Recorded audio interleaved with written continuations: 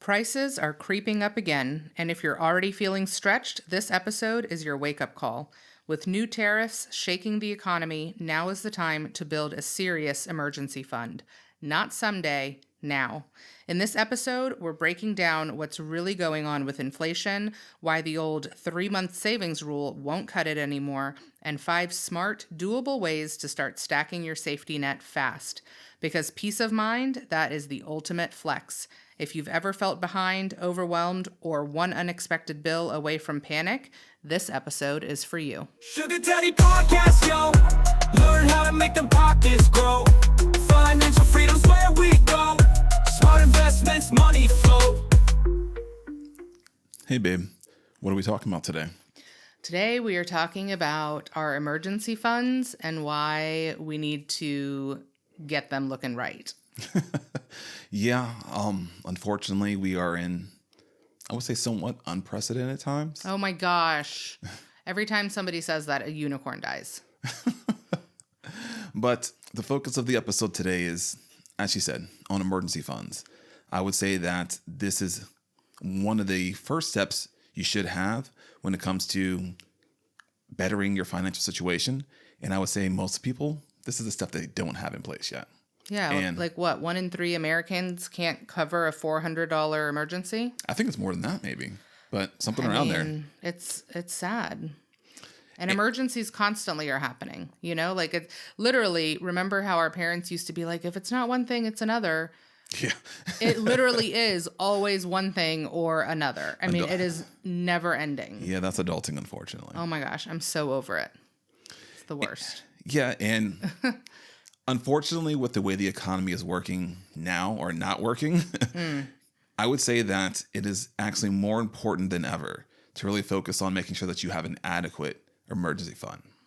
Well, and not to mention, obviously, the cost of everything is skyrocketing, and you can't get out of the grocery store for under $100, and then you walk out and you have 2 bags in your hand, and you're like, wait, what did I just buy? And these are just snacks for the next 48 hours. I mean, that's ridiculous. But then also just life in general. I mean, the layoffs they just keep coming. And I mean, if you're paying attention at all, you probably have somebody in your circle who's gotten laid off, whether they're at a big company or they work in nonprofit. I mean, it's just scary. Yeah, and a good portion of our country doesn't understand what the word tariff means and how it affects them personally as far as their pockets go. All right. So the basic breakdown is that a tariff is a tax on imported goods. And to clarify, the country that the goods are coming from is not paying the tariff. So if we're importing stuff from China, China doesn't pay the tariff. Just to clarify, the company in the US that is importing the goods from China to use in their production or to sell is the one that pays the tax. So when a company needs a part, let's just say, you have a company that makes phones and a piece of their phone, they need to make it is imported from China. So that company pays the tariff, the tax on that good that's coming from China. And what they end up doing is they pass down that additional cost to the consumer in the way of increasing the cost of that good. So ultimately, who pays the tariff? Us. Us as consumers of products, we are the ones that pay it. You can get upset with me if you're listening to this and saying that I'm wrong. I don't care because this is not my opinion. This is just what a tariff is. Even if somebody is screaming it from the rooftops and saying that the country is paying the tariffs, that's simply just not the case. Yeah. If you are listening to the president who is saying the incorrect definition of what a tariff is, you are 1, dumb, or 2, delusional. Because now everyone knows what a tariff is at this point in time. There should be it's not a debate. It's a definition of a word. It's not a debate what it is. We know what it is. It's like all we talk about. I mean, if we had $1 for every time we heard the word tariff in a day, we'd all be good. Yeah. We wouldn't be worried about them. Since we are focused on the millennials and elder millennials, you're feeling it in your pockets in pretty much everything that you buy because, hey, the U.S. imports a lot of things. Most things. So, for example, if you're looking to buy a home, a lot of our lumber that is used in the building of homes is imported. So when you put a tariff on a country like Canada, where a majority of our lumber is imported, now these home builders are paying more for the materials to build your house, and that's going to be passed down to costing more to buy a house. And it's already so expensive to buy a house. Yeah. And It's the just crazy crazy. thing, this is such a simple concept. The fact that there was so much debate around this is just insane because it's a very simple concept. Yeah. A tariff has been the same since the introduction of a tariff. Well, you mean we're not changing definitions? What why are the emergency funds, especially now, so much more important than maybe they even were 12, 18 months ago? Well, let's first start out with the definition of an emergency fund. Okay. The definition of emergency fund is that you have money to handle, quote unquote, an emergency. So with so much uncertainty in the economy and the U.S. as a whole, having more money to get through the unknown is going to be more, it's going to be beneficial for you. So the easiest one we could think of is layoffs. For example, having a government job used to be you have a job for life. Like, oh, you want something good? Get a good government job. You'll be good to go. Yep. Not the case anymore because you have a lot of these government agencies that, any company that has some government or companies that had some government funding aspects and their funding is being rejected. So now they're laying off a good portion of the workforce. And so the emergency fund is crucial when it comes to experiencing a layoff. The idea is that you have enough money built up so that you can still pay for your needs. Your life doesn't necessarily have to change immediately when you're laid off because you have this emergency fund built up so that you can, pay for your rent. You could pay for your mortgage. You could pay for the things that your kids need. You could pay for the food to put on your table, the clothes on your back. That's the idea of emergency fund. And your emergency fund should be sitting in a high yield savings account. Yes. Your investments are not your emergency fund because you can't access them easily. And I cannot stress that enough. And it's okay when you need to use your emergency fund in the event of an emergency, because that's what you're saving it for. But more importantly, it needs to be in a high yield savings account and it needs to be accessible. I cannot stress that enough, that your emergency fund should not be invested ever. By definition, if you're investing it is not an emergency fund. The idea of an emergency fund is that you have a sum of money that is not losing, you're not losing the principal that you put in, and you could have it easily accessible without any penalties to accessing it, be it tomorrow or whatever you need. The idea is that you don't know when an emergency is going to come up. So you don't want to have it invested where potentially the market could be down. And now, say you had $50,000 in an emergency fund and you actually invested it instead of putting in a high yield savings account and the market's down and now you get 40,000, but then an emergency happens and now you need money and you have less money than you put in. Right. Yes. So you need to separate your investing money from your emergency savings money. And your investing money is that long-term horizon, right? It's the long game. The high yield savings that you're going to put your emergency fund in is in the event of a short-term emergency that you can pull from and access easily. Yeah, and normally we used to hear the rule of thumb of 3 to 6 months worth of expenses for an emergency fund. I honestly have always been operating on kind of more than that when I work with my clients. Now, if they say have a hard line in the sand, they want only 6 months, I'm not going to argue back and forth with them. But I've always, been an advocate for a little bit more. And, one of the, financial social media influence, I wouldn't even call him, he was before social media around. So one of the finance guys, Ramit Sethi, always refers to it as a 12-month war chest and the ability just to get through any uncertain times. So I am a big advocate of leaning more towards that 1 year because basically what it's doing is it's just giving you a longer personal runway for if something comes up that, you didn't expect. And it's okay if you can't save a year's worth of savings in the next couple of weeks. Yeah. Nobody's expecting that. Majority of people can't do that. But again, it's better to save something than nothing. Correct. So you have to first calculate your expenses, right? I think that's really important is how much do you need to live, to pay your rent, to keep your lights on, to keep your water on, to keep the fridge stocked? How much does that cost you in a month, right? What do you pay in gas to get to work? What does daycare cost so that you can actually go to work? All those necessary expenses, add them together so that you know this is what it costs for me to quote unquote live, survive, thrive in a month. That does not include your spa weekend and your brunches and the soccer, like those are nice to haves. Those aren't need to haves. Correct. If you can cover those in an emergency fund, obviously that's the ideal scenario. But if there was a true emergency, we would be cutting those things out anyway. So calculate all of that and then start working towards what does that look like for a month, for 2 months, for 3 months, all the way up to 12 months or beyond. If you are in a field that is very volatile or has a high turnover, you might want 18 months. If you are a family that has a lot of expenses throughout a given month, you might want more than 12 months, right? I mean, everybody's situation is their own, but you have to run the numbers and do the math. Having a properly funded emergency fund, I cannot stress how important and freeing that can be. Because even in times when there is an economic uncertainty, let's just say, jobs are booming, the stock market's booming, having that emergency fund can also allow you a lot of freedom in other areas. So for example, let's just say the work environment that you're in has turned extremely toxic.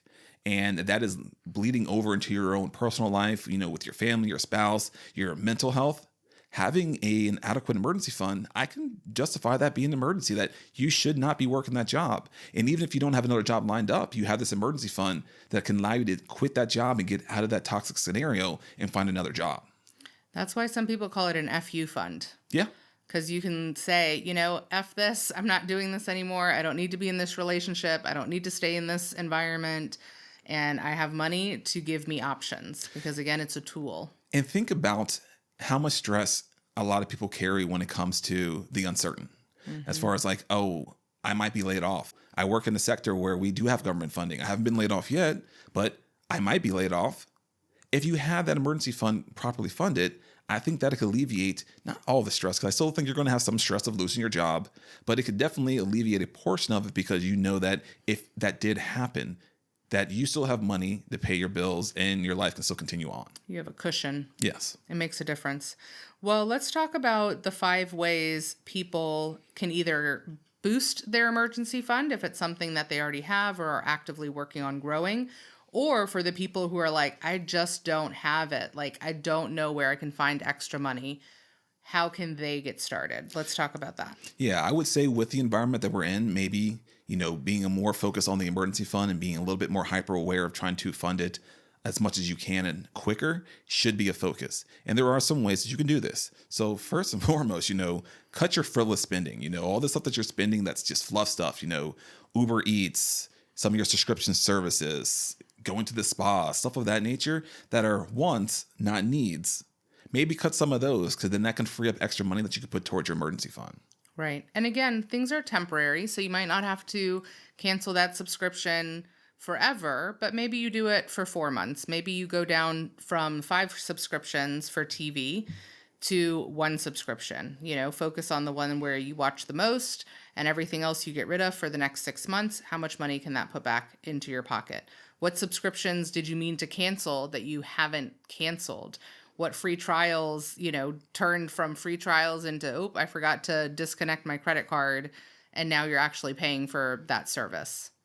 Yeah, and I'm not saying that you have to cut everything. That's not what I'm saying, because I still believe in enjoying a certain portion of things today, because tomorrow's not promised. But you also need to be focused on what your goals are and making sure that you are prioritizing those goals that you deem to be valuable. Right. So by cutting some of the stuff, you might even realize, hey, I didn't even watch this streaming service. Why was I paying for it? Or I don't even really miss going to do this or whatever, Because I mean, we don't use Uber Eats, but I am sometimes astonished at when I sit down with people. I would say it's more single people that when I look at, their expenses, how much, they don't even realize how much they're spending in Uber Eats. I mean, they clearly have a corner market. The only time we use it is because we get the $15 credit on our Amex, but even then it's very, very rarely used, mostly wasted. But yeah, the added taxes, fees, delivery, I mean, it adds up. Your $10 kava bowl is now $27. And another area is holding off on big purchases. So, for example, like if you were looking to buy a car, do you need a car or do you want a car? That's two different things. Now, obviously, if you need to buy a car because your car that you have or you don't have a car is the car that you have not working, then obviously you do need to get a car. But do you need to get a new car? Kind of weighing those options. Or, if you're going to do a big renovation, if you haven't already saved up money for that renovation, is this a renovation that you need to do now? Or could you possibly hold off to build up your emergency fund and then do the renovation at a later date? And once again, this is really coming down to prioritizing what's important, because you have to be really good at deciphering between what are wants and needs. And sometimes those wants, they need to be delayed in order to satisfy the needs. What about, I'm going to push back here a little bit. What about the needs and then the tariffs, right? Like if you need a new refrigerator, do I wait? Remember what I said. Okay. I said, do you need something or do you want something? Okay, so this is only for the wants. Correct. If you have a refrigerator that's working perfectly fine, just from an aesthetic standpoint and an upgrade standpoint, you want a new one. You're like, I want the water and the ice maker. Yeah, or I want all the computer stuff on the front of the touchscreen. That could be a want. If your refrigerator is working fine. Now, obviously, if your refrigerator is broken and it doesn't function anymore, then yes, you need to buy a new refrigerator. Right. So it's deciphering between those, because I'm not going to call you out, but I'm going to call you out where sometimes you were like, oh, let's get this. I'm like, well, we already have this and it functions fine. You just want something different of it. I want a prettier one. Exactly. Yeah. Which is fine as long as you have the money to pay for it. In these scenarios, I'm saying that you haven't saved up for these large ticket items, and it's a want, not a need. Right. Okay. That's fair. Now, the next two are going to be kind of, counterproductive to what most people hear maybe on social media. Okay. So say you have debt that you're paying down and you're making extra payments on top of the minimum payment that you have for debt. Maybe it might be more beneficial at this point in time to possibly hold off on making those extra payments depending on what the debt is. Are you talking about low interest debt? Correct. Low interest debt. So what, 10% or less, 7% or less? Yeah, around there. So these are going to be ththings, obviously your mortgage, student loan debt. Those are going to be the two main ones that we're looking at. And maybe you somehow have a refinance personal loan that's on, a low debt, whatever it may be, any of the low interest rate debt. Maybe you hold off on making those extra payments. So let's just say your payment is $200 and you were paying an additional $150 on top of that to get rid of it. Maybe for the time being, that $150 would be better allocated to go into building up your emergency fund right now. Okay. So low interest debt. We want to get rid of high interest debt. Correct. That's your credit cards at 27%, right? Yes. But these are the things that are already low interest. I know we have a personal loan that's at 0%. So we're making a little bit more than the minimum payment, because I think the minimum payment is like $63 and I usually just pay $100 towards it. But it's really not on my radar.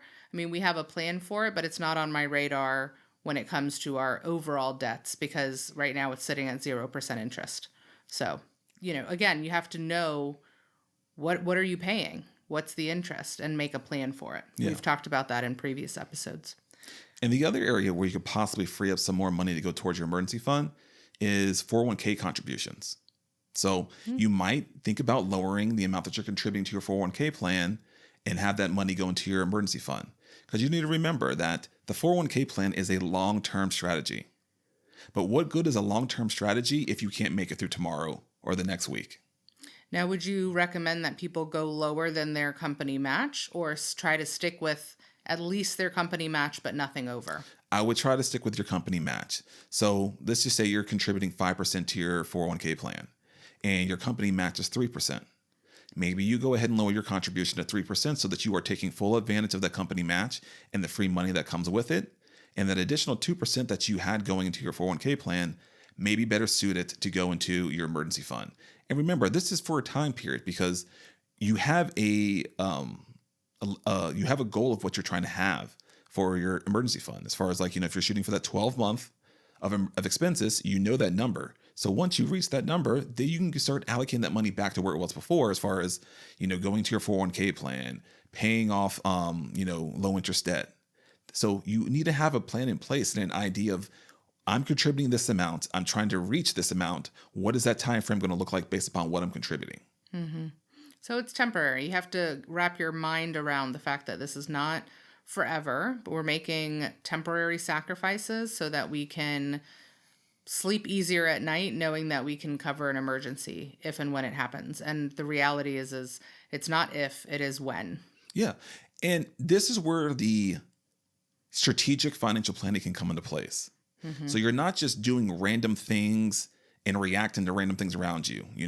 You are actually sitting down and talking about the goals that you're trying to accomplish, problems that you're trying to overcome, the risk that you are trying to mitigate, and put a plan in place to attack all those in a strategic way. Because as we said before, obviously investing for the future for when you want to become work optional is important.